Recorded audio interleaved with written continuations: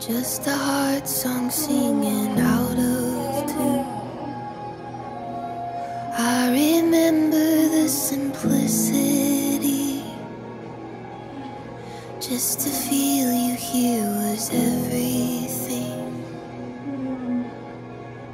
Stunned by your beauty. This is my offering. Not for anything that I could gain,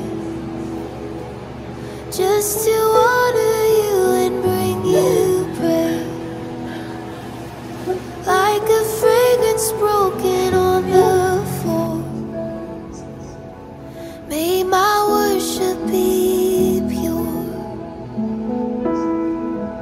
There's no motive, there's no hidden catch. Here's my all and I don't want it back. Like a fragrance broken on the floor, may my worship be pure. Find me like a child again, full of wonder, full of innocence. Before anything got in the way, any dream or any accolade, you make it easy to bring me. Not for anything that I could gain, just to honor you and bring you praise. Like a fragrance broken on the floor, may my worship be pure. There's no motive, there's no hidden catch. Here's my all and I don't want it back. Like a fragrance broken on the floor, may my worship be pure. Pure thanks, pure praise, nothing in the way. My heart, my love, this is all you are.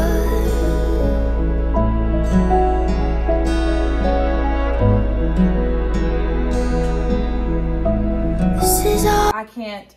And finally, like the sun is up. It's like what, 8 something now. Yeah.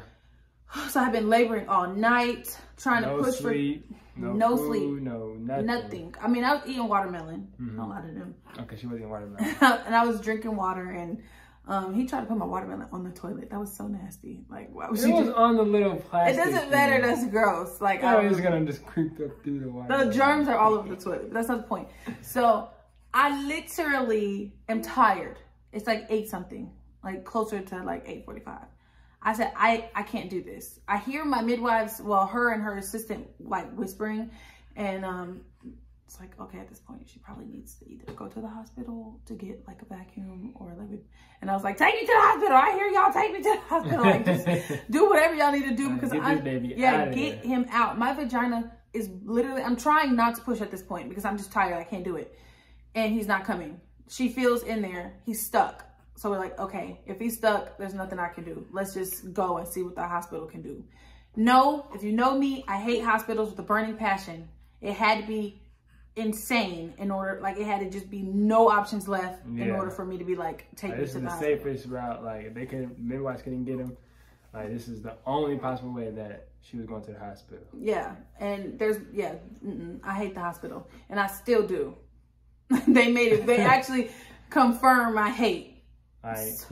So we called 911. They come in here, 70 of them.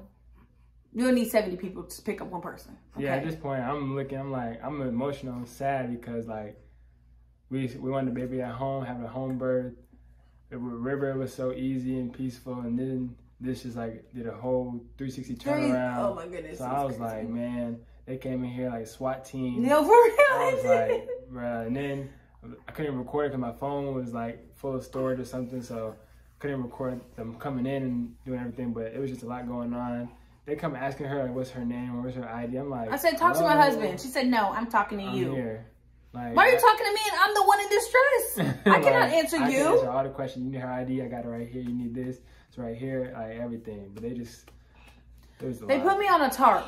You know, like the tarps that you put under, what is it, like the pools or whatever? Yeah. Yeah, like they put me on that and carried me out while my vagina is literally bulging out. I'm having contractions. I mean, when I say cut like inside out, I mean literally inside out. Like I'm screaming and crying, and it's like, I mean, screaming to the top, like so bad, because my vagina is literally bulging out. I cannot stop the contractions as much as I want to, and my body's pushing on its own. Like I couldn't stop. I could not stop it. And then they take me in the ambulance, down the stairs on this tarp, first of all. Then they put me in the ambulance and zoom in and going over every single bump. So my body, every time they hit a bump, I have a contraction. He couldn't go with me to on the ambulance because he had to have her. Yeah, so that was sad too. It was a lot. It was a lot of emotion. And it was just crazy, like nonstop, just like, oh my goodness, like couldn't even picture how to react to things because it was just so like emotional. My mind was, I just remember screaming and crying. The man in the ambulance was awesome though. He like held my hand the whole time. And Amber, my midwife, rode with me, and she kept the Doppler on my belly the whole time to make sure his heart rate was where it needed to be. And anyway, so I get to the hospital, and then they throw me on the bed. They just flip me right on the bed again while my vagina's bulging out. Okay, and I'm having all these contractions. Homeboy is just like having the time of his life inside me because he don't want to come out. He's stuck in there. He's just like, it is what it is. So they like, I don't know what they're saying, but I'm just yelling at everybody. They're like, you're gonna have to push him out. And I'm like, no, I didn't come here to push. I did that at home. I'm tired. I don't want to do it anymore. I don't want to push anymore. And I'm just, the OB, he goes, I mean, I can leave. Well, go then. Shoot, you're not helping me. I don't want to push. I am tired. Like, I don't want to. And they're just like, you're gonna have to, like, the baby is right there. Like, literally right there. We know the baby right there. We saw him at the house right there. So and then he's like, I'm telling you, just they said the ambulance ride, like all the bumping or whatever, kind of like moved him into a different position, which helped a whole lot. So bless you, mommy. So they're just like, you're gonna have to push. Amber is like reassuring me, and she's like, they're right. Like, it's okay. He's like, I mean, I could see his head. Seriously, you just push. And I felt something weird, but I didn't know what it was. Apparently, he gave me a episiotomy, but Amber said that it was 100% necessary. Otherwise, she would have stopped him. So, and I trust her with my life, obviously. So I'm not mad about that. Because as soon as he did, they was like, okay, push. And he was out in literally one push. Like, I just pushed one time and he was out. And during all this, I'm not even there to see because I had to pack up River's bag, pack up a bag for her to meet her at the hospital. And by the time I got there, he was already out. She already pushed him out, and he was on a little baby bed. And yeah, I was just so sad to see her in that situation where I couldn't even see my own son being born, and just seeing how tired she was, just so like just sad. I was like almost in tears because I think almost sure you did cry when I said you walked in and you said like, what is it? And I was like, I wish it was here, and then you cried. Oh yeah. She said that because that was like so emotional. Because like when River was born, I was there I didn't go anywhere. I was by her side the whole time. The entire time. In this situation, I was like sad because I wasn't there the whole time like I wanted to be. Yeah. So yeah, it was definitely emotional. I did cry. It was so bad. I absolutely hate hospitals. They really bothered me, and I'm glad Amber was there because they kept still continuously asking me questions. Though I'm on this bed, I just was rushed here. And Amber's like, talk to me. Like, do you see her? What's going on? Like, talk to me. I have her ID. I have all of her information. I have everything. That's the point of why we have a midwife for her to do everything for us. Yeah, so she literally is like, I'm right here. But she did say that the OB asked her what is the best thing to do. And he didn't try to overstep. He just was like, what do you think the best thing to do? So that made me really happy. I meant to write him a thank you note because he actually was awesome. And he took really good care of me. She said when she checked down there for my stitches, they were dissolved in 2 weeks and you couldn't even tell that I was cut. So he did amazing. But it was the nurses in like the situation that really bothered me. And I basically had to argue. Like when he came out, he had like his head was smushed because he was stuck on my bone. And that's where how he was stuck in there. His head was like pushing down on it. And she's like, he's already crying. There's no reason for you to be rubbing him the way you are. Like, he's already crying. He came out crying. And I was like telling her, be gentle and just give me my freaking baby. Like when I had River, they didn't do all of that. She came out immediately right in my arms, did not touch her again until I was ready. Like, you give me my baby. What are you doing? Yeah, hospitals is so... And I said, don't cut the cord. Cut the cord. As soon as I said that, why are you not listening? So it just, hospitals really got on my nerves in there. Like, they didn't listen to anything I said at all. Like, be gentle. I'm not going to hurt your baby. I didn't ask you that. I said, be gentle. I just pushed him out, so he belongs to me. So you need to hear what I'm saying. Don't cut the cord. Immediately they cut the cord. They're like, we're going to do everything we can to make sure he gets his nutrients. I didn't ask you that either.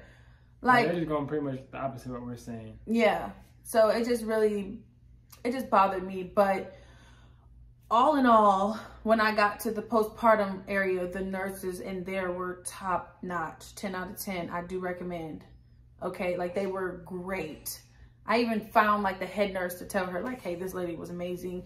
Whatever, like, do what you got to do, because she was great. She made me feel amazing. But I did have to argue with them a few times about things like, obviously I was having a home birth, so it was a lot of stuff I didn't agree with. So I had to argue with them, like, we're not doing that. We're not doing this. We're not, like, stop poking him. They try to call him a big baby. He was 8'11". She was 9'13". They was not poking her, checking her sugar and doing all this extra stuff just because she was bigger. Like, she's not big. She's just a regular baby. Exactly. Look at the parents. I'm tall. She's pretty tall for a female, so of course the baby's gonna come out. Genetics. Exactly. And he was 8'11", so that's not big to me. He was tiny to us because of how big she was. Mm-hmm. So it's just like, oh, we gotta poke his foot every 30 minutes. No, you're not doing that. No. Like, for what? They're like, and then they had a social worker come in there because I said that I didn't want them to poke him for something else. I don't care. I will pack up and leave. Like, you cannot take me to jail because I don't agree with y'all. Again, the reason I was having a home birth is so I didn't have to deal with any of this. So you don't think I'm going to stick up for myself? I'm not going to change my mind just because I had to come here. Like, no, I'm still going to protect my baby in the way that I feel is right. Like, I'm here by default because exactly, it's not by choice. And I would never go to a hospital ever unless, like I said, it was dire need. Like, once you got him out, y'all could send me home. I did not need to stay another night. Thank you for your help, but bye. But the postpartum nurses were top notch. And I would say that it was like a super traumatic situation with the getting transferred on that tarp and thrown. And I don't remember anything really. I just remember screaming and crying. And then the baby comes out and I could barely get up to walk to go pee. Like, it just was so traumatic, and it was not at all what I wanted my experience to be. But I'm happy he's alive, and I'm happy I'm alive. I'm happy that we're both healthy. So I can complain in a way, like my midwife said, that it's okay to grieve the birth experience that I wanted, but also be happy that we're both happy and healthy. And that's exactly how I feel. Yeah, and for me, during all this time happening, like, I had a River, so I couldn't stay at the hospital overnight with her. And so I was like, I left there as late as I could because she was tired, the baby was tired. So came back early in the morning when she woke up to be there for her, and it was just there until the whole time. I just had to leave. begged them. I told them, I said, I'm not staying. So either I'm just going to leave on my own or you're going to discharge me. The nurse, I mean, she did everything she could. She said, I did everything on my end. I'm going to keep calling. She kept calling. Everybody saying, look, we got to discharge her. She ready to go. She got me out of there. And I'm really grateful to her too, because I was not going to stay. I was just going to have to be disobedient and leave. I don't care. Y'all, they cleared me and they cleared him. He didn't have jaundice. He didn't have anything.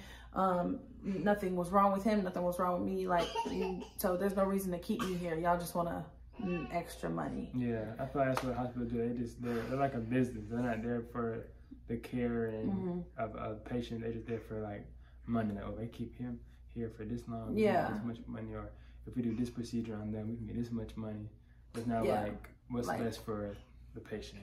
And I agree for sure. Cause I don't know, like, I've been laboring all night. You knew that I came here in a traumatic situation. And you keep coming in every 2 hours to check my vitals. Yeah. How about let me sleep? Exactly. How about let my baby sleep? Because he was in a traumatic situation as well. And he's exhausted from it, trying to be born. How about you let us sleep? Don't come. I said, do not come back in here to check nobody's vitals. Leave us alone. I'm like, I'm not trying to be a difficult patient, whatever. But you, out of all people, you 5 months pregnant. And this is your 4th. You should know how tiring it is to deliver. So I don't want to make this video super long. That's our experience. I hate the hospital with burning passion, and this situation definitely confirmed that. And so it was a traumatic thing, but it didn't make me like struggle. It didn't make me struggle to bond with him though. That's the thing. It made us like closer, because I'm like, if I struggled, then you really struggled. And I just wanted to love on him. So, and I did not have postpartum depression either. But if y'all have any questions, comment below. All right, I'm Maya. I'm Shamar. Subscribe, because we're going to have a whole lot more. Definitely like, comment, share. River, say bye. Bye. Thanks for watching. Sky baby, thanks for watching. Just a heart song singing out of tune. I remember the simplicity. Just to feel you here was everything. Stunned by your beauty. This is my all.